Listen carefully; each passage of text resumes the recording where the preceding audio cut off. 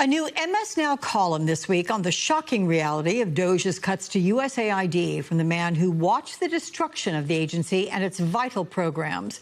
Researchers at Boston University say the dismantling of USAID has already led to more than 750,000 deaths in the year since its outreach stopped.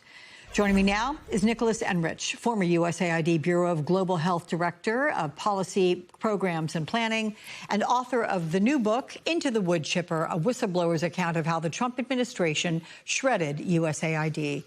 Nicholas, welcome. I'm glad to get into this with you because this week we heard from Russell Vought, who's largely responsible for these cuts, when this happened.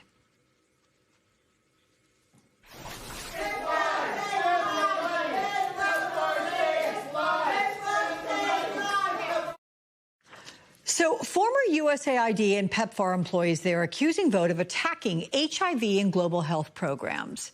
What has been the impact of those cuts?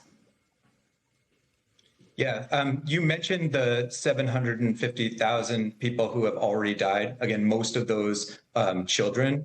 I think it's worth noting that to break down those numbers and think about the individual cases, because these numbers are so huge that it's hard to tell.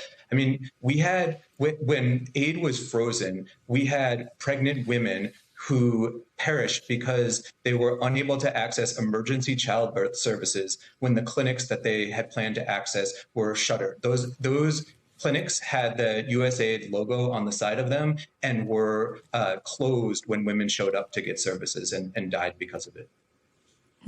Sends chills down me. But your book breaks down the deadly fallout that you watched unfold when the Trump administration shuttered USAID. Did the people responsible for cutting the agency have any true understanding of how and why USAID operated around the world? No, they really did not. I think that people might underestimate the level of sheer incompetence of the individuals, the DOGE and political appointees from the Trump administration that came into USAID. I mean, these are people who were not just uninformed about global health or about international development. These were people that had no idea how government works or even how to manage people or projects. So when they were tasked with tearing down the agency, things inevitably went wrong. And when they did, they were completely ill-equipped and unable to resolve those problems. And they ended up just making things worse. But really, this it honestly was no accident. This is exactly what happens when an agency is hollowed out of its expertise and replaced by a team of clueless buffoons. You write, those pro-democracy groups in Iran that Trump is now calling upon to rise up and take over their government, USAID supported those organizations until the agency was dismantled last year, increasing their vulnerability to persecution by the regime.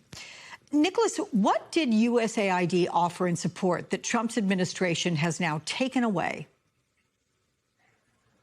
So much. I mean, there was so much support in kind of all areas, not just global health, not just like in Iran, where we were supporting groups that were pro-democracy. For example, there was support for education, there was support for democracy promotion, there was support for all sorts of areas around the world. And I think that, you know, one thing that you see when I see the news, you know, about what's happening in Iran or, you know, ICE or the FDA, again, I think back to what the people that were put in place at USAID and how unfamiliar and